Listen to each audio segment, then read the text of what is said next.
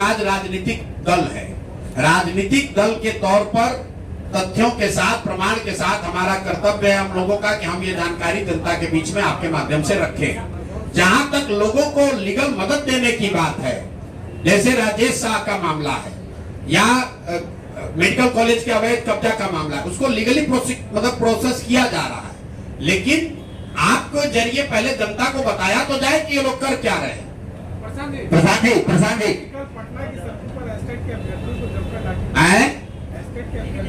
लाठी बरसाई गई है। भाई 100 बार हम लोग कह चुके हैं कि नीतीश कुमार समाजवाद और सामाजिक न्याय पर के नाम पर राजनीति करने वाले सबसे ज्यादा जो लाठी चलाने वाला नेता है इस देश में, वो नीतीश कुमार है।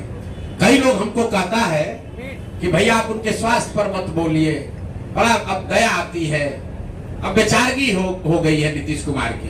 कभी कभी हमको भी लगता है, मेरा बहुत मधुर संबंध रहा है उनसे, कि व्यक्तिगत तौर पर उनको अब हम क्या बोले, शारीरिक मानसिक तौर पर थक गए हैं। लेकिन हर 2-4 दिन पर जो घटनाएं होती हैं वो झकझोर देती है।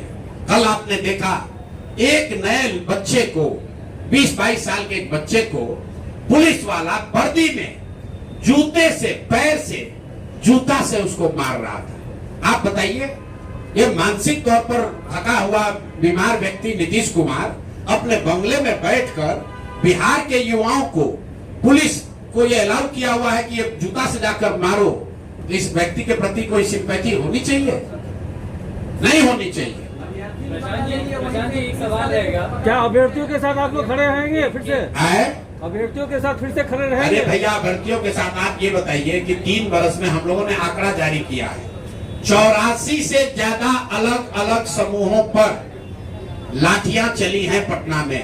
वो चाहे अभ्यर्थी हो, छात्र हो, आशा वर्कर हो, आंगनवाड़ी हो, सरपंच हो, मुखिया हो, रसोईया हो, सांख्यिकी वाले हो, राज्य कर्मी हो, कोई वर्ग बाकी नहीं है।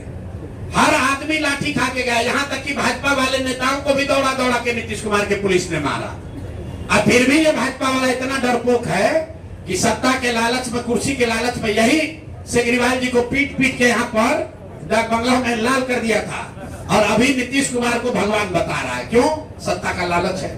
प्रशांत जी, जो आप आरोप लगा रहे हैं, हम आरोप को नहीं लगा रहे। कौन? प्रशांत जी इधर प्रशांत जी इधर, जो आरोप आप लगा रहे हैं, कायदे से आरोप लगाया? कायदे से ये आरोप तेजस्वी यादव को लगाना चाहिए, क्योंकि विपक्ष के वो नेता है। और तेजस्वी यादव कहते हैं कि दिलीप जायसवाल जो है उनके मामा है। तो क्या शीर्ष नेतृत्व के नेताओं का रिश्ता क्या बताता है कि भाजपा जो है वो आरजेडी की भी टीम है? देखिए, आज जो भाजपा, मैंने पहले आपको कहा, उसका जो भी नेतृत्व है, सम्राट चौधरी कहाँ थे? वो लालू जी राजद से ही तो निकले हुए हैं। कम उम्र में मंत्री बनाना, विधायक बनाना सम्राट चौधरी को किसने बनाया? यही तो राजद के लोगों ने ही तो बनाया। दिलीप जायसवाल कहाँ की राजनीति करते थे? ये सब राजद के उपज हैं। तो सब एक ही विचारधारा, एक ही तरह का लूट मार करने वाले तो लोग हैं। ये कोई गंगा से थोड़े, गंगोत्री से थोड़े ना निकले हैं, ये सब राजद वाले गंगोत्री से ही निकले हैं। तो जैसे जिसका जैसा उद्गम है वैसा ही उसका स्वभाव है, वही काम करता है। डॉक्टर लोग असुरक्षित बता रहे हैं कि बिहार में हम लोग असुरक्षित हैं, और मुख्यमंत्री का भैया डॉक्टर सुरक्षित है कि नहीं, इसकी चर्चा हो रही है। चिंता ये होनी चाहिए कि बिहार के 13 करोड़ लोग असुरक्षित हैं। जब कोविड में आपके लोगों को दवा नहीं मिला, पैरासीटामोल, ऑक्सीजन नहीं मिला, तब बिहार के स्वास्थ्य मंत्री करोड़ों रुपए का फ्लैट दिल्ली में खरीद रहे थे, और मदद कौन कर रहा था? दिलीप जायसवाल। अब वो चर्चा का बात है। डॉक्टरों की सुरक्षा होनी चाहिए, वो तो रहेगी।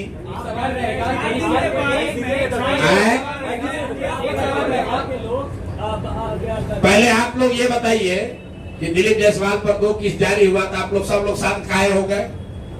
हमको आप लोग कह रहे हैं कि प्रशांत किशोर मैनेज हो गया। मीडिया वाला कितना लोग मैनेज हो रहे हैं? हे भाई, बिहार के लिए जगते रहिए। जो बताया जा रहा है उसको चलाइए, उनसे रिएक्शन तो लीजिए। आप लोग दिलीप जायसवाल से काहे नहीं पूछ रहे? एक एएनआई को बुला के देखिए, एएनआई के एक आदमी को बुला के एक बयान देके उसके बाद से वो आदमी गायब है। वो आदमी गायब है, और आप लोग मुंह में ऐसे माइक लगाकर सवाल पूछते हैं। लेकिन दिलीप जायसवाल से कोई सवाल नहीं पूछ रहा है, मना किया गया है। अच्छा हाँ, देखिए कौन मना किया, बोलिए। प्रशांत जी, मुझे इंटरनल ये पता चला है कि आसमान में थूक करेंगे तो मुंह ही पड़ेगा। प्रशांत जी, प्रशांत की आपको बोला गया है कि प्रशांत किशोर को नहीं बोलना है, प्रशांत किशोर को मत बोलिए, दिलीप जायसवाल से बोलवाइए। प्रशांत जी, आप के बारिश में अस्पतालों और सब जगह का हालत खराब है, सड़क टूटने लगी है।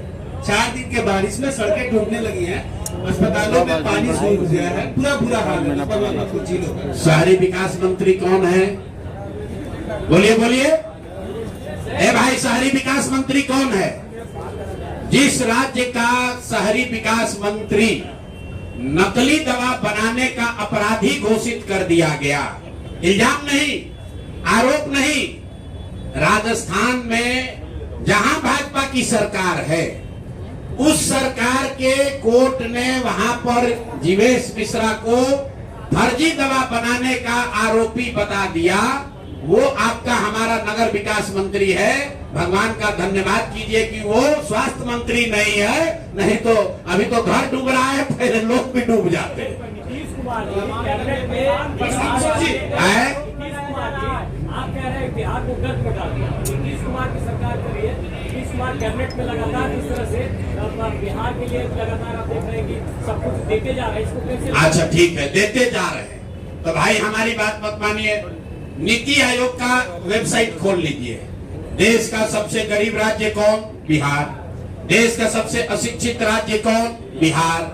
देश में सबसे ज्यादा बेरोजगारी कहाँ? बिहार में। सबसे ज्यादा पलायन कहाँ? बिहार में। सबसे कम किसानों की स्वनिधि राशि किसको कहाँ मिली? बिहार में। मनरेगा का यूटिलाइजेशन सबसे कम कहाँ हुआ? बिहार में। प्रधानमंत्री आवास योजना में सबसे कम घर कहाँ बने? बिहार में।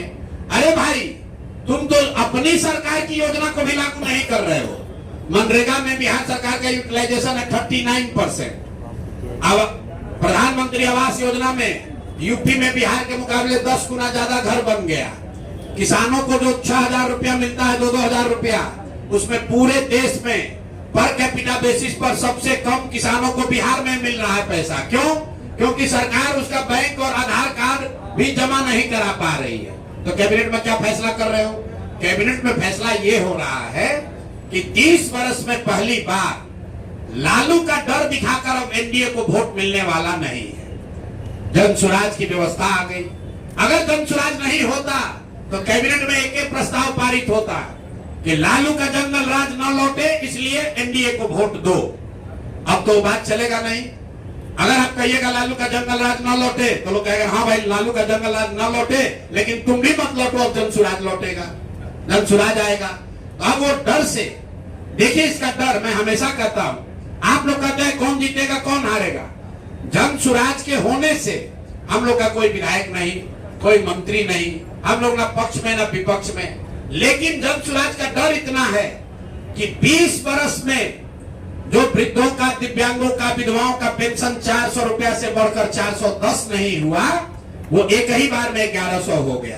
कुछ लोग कह रहा है कि तेजस्वी यादव कहने पर हुआ। चलिए मान लीजिए इस बात को, तो जरा तेजस्वी यादव से पूछिए कि भाई जब तुम्हारे माँ बाप थे यहाँ मुख्यमंत्री, तब तो वृद्धों को 1 रुपया नहीं मिलता था, और इस 20 वर्ष में भी 3 वर्ष आप डिप्टी सीएम थे, उस समय 400 से बढ़ा के 450 काहे नहीं कर दिए? अभी आशा का मानदेय बढ़ गया, रसोईया की सैलरी डबल हो गई। क्यों हो रहा है? क्योंकि ये भय सता रहा है, जनता का डर है। ये जन स्वराज का, प्रशांत किशोर का डर नहीं है। ये लोगों को दिख रहा है कि बिहार के लोगों को एक विकल्प मिल गया है। अगर हम काम नहीं करेंगे, बात नहीं सुनेंगे लोगों की, तो जनता हमको हराएगी। और यही तो जन स्वराज सिखा रहा है। कह रहे भाई नेताओं में ये डर पैदा करो, जन स्वराज के नेताओं में भी डर पैदा करो कि अगर काम नहीं करोगे तो जनता तुमको हराएगी। जन स्वराज से भी गलत आदमी खड़ा होता है, उसको भी हराइए। हर हालत में जनता के हाथ में ही ताकत है। नेताओं को अकाउंटेबल बनाना है तो आपको काम के आधार पर वोट देना है।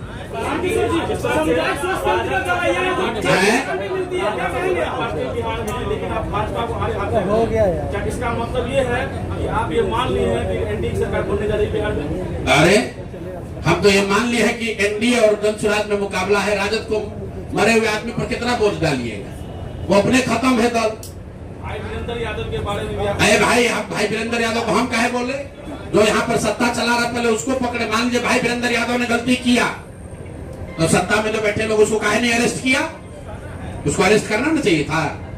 भाई वीरेंद्र ने मान लीजिए कि गाली गलौज किया, तो जो सत्ता में बैठा है उसको जाकर अरेस्ट करना चाहिए था।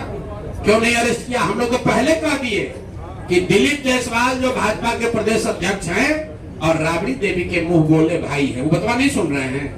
राबड़ी जी ने कहा कि हमारे भैया हैं, दिलीप जायसवाल हमारे भैया हैं, तो आप तो सुदर्शन न्यूज के हैं। अरे भाई कभी कभी भी तो चलाइए मेरे भाई।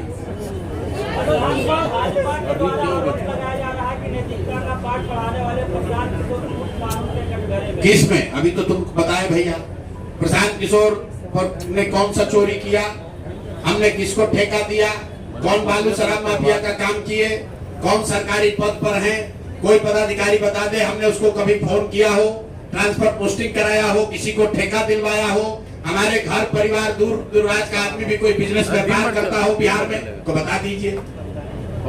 भाई आप ये कह रहे हैं कि बात बिहार की जो आप चलाते हैं, एक डमी लड़का शशांक खड़ा हुआ कहा कि ये प्रशांत किशोर से पहले ये सोच हमारे दिमाग में आई थी। तो भैया मोदी जी जो भाजपा वाला हमको कह रहा है, भाजपा वाला से जरा पूछिए कि मान लीजिए एक बार को कि प्रशांत किशोर चोर है, नैतिक आदमी, इनमें मोरालिटी नहीं है, तो आपके सर्वमान्य नेता मोदी जी ऐसे आदमी को अपने घर में रखकर इनकी मदद ले रहे थे। अरे ये भाजपा के नेताओं को इतना भी नहीं समझ में आ रहा है।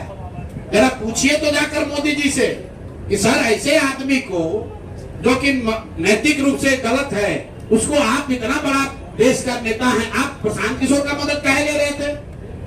प्रशांत किशोर को साथ में क्यों रखे थे?